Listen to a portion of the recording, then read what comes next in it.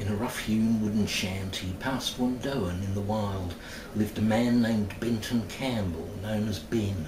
For a trade he broke in horses with a manner firm but mild, and he spoke to them, though seldom spoke to men. Now Benton liked a beer or three on Fridays in the town, and always said g'day to Blue and Jim, but he let them do the talking while he glugged his schooners down. A silent type was how they thought of him. Until one momentous Friday, to a packed bar Ben strode in, and in his hands a notepad and a pen, and he clinked a glass for silence, gave a slight embarrassed grin.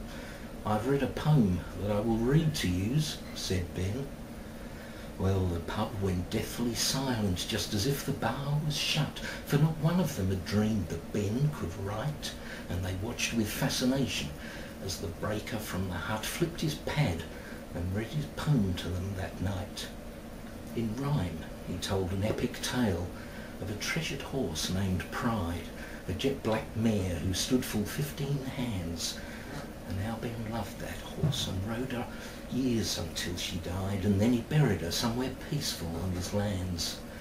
He was not much of a wordsmith, and his rhymes were somewhat coarse, but folk were moved to hear his story of those years, for they knew the pain and sadness when you've loved then lost a horse, and by the ending half Wandoan was in tears. Then from every corner of the bar the crowd let out a cheer, and clapped until their hands were sore. The bartender announced that Ben for life would have free beer, while the drinkers drummed their feet and shouted more. But the breaker shook his head because he had no more to say, and after that on Fridays stayed at home.